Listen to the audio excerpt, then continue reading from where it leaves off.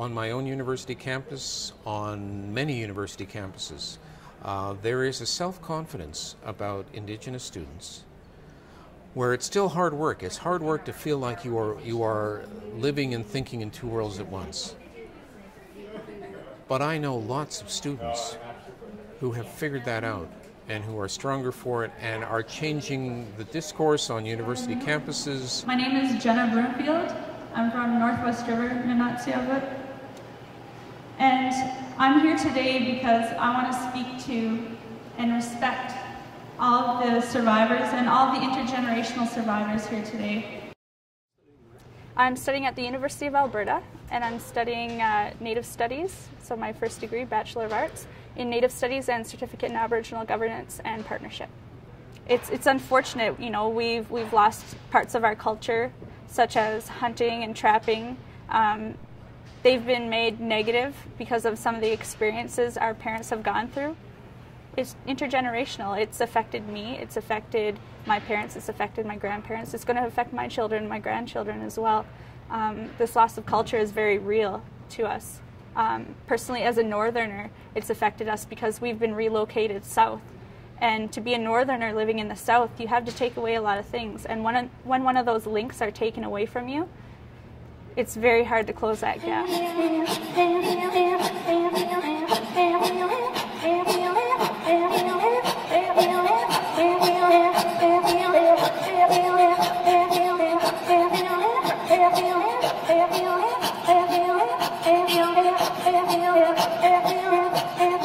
So right now, what I've been noticing, and I really appreciate it, is there's been a very large cultural revitalization within our generation, and I hope to be a part of that. I've been trying my best to, you know, relearn our language and to relearn some of our practices. I'm a traditional drum dancer and throat singer, and these are some of the things that I like to learn and that I like to try and teach and try and share with other people. I also try and share as much of the knowledge as I can to other Inuit students, especially other Inuit children, other Inuit youth. But I also try and share it with everyone else because I want them to know that I'm very prideful of our culture, and I want them to know that I am learning it and that I am going to share it and that it is going to continue. And they are enabling themselves to speak to their own communities, to speak to a wider public audience. There are some very interesting things happening on our university campuses, for example, where education, instead of being the wedge that drives people, that separates people from culture, now it's something that that enables, that helps give people voice and doesn't ask them to choose which world are you going to live in. We don't bring forth our traditions to make us static in the past. We don't bring forth our traditions and share them with people to make them think, well, you're stuck back in ancient times. Why are you trying to copy that? Why are you trying to continue this tradition? You know, you didn't live a traditional life. Why are you continuing?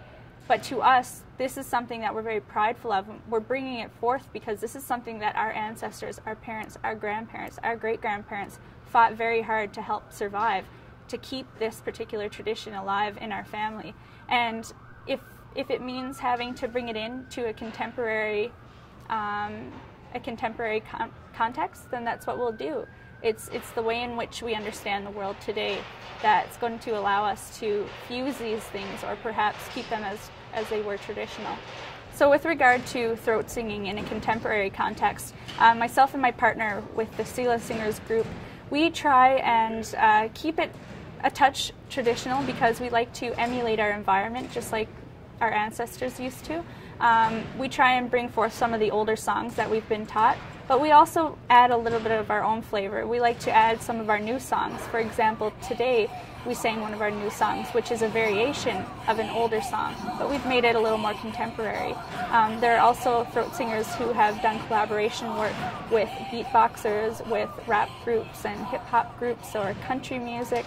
There's been a bunch of different types of fusion between our culture and other cultures and other types of music as well, which is a way that we bring forth our culture into the new modern world.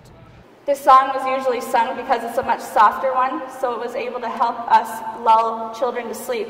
So I feel this is very much reflecting what it is we need to give to the residential school survivors.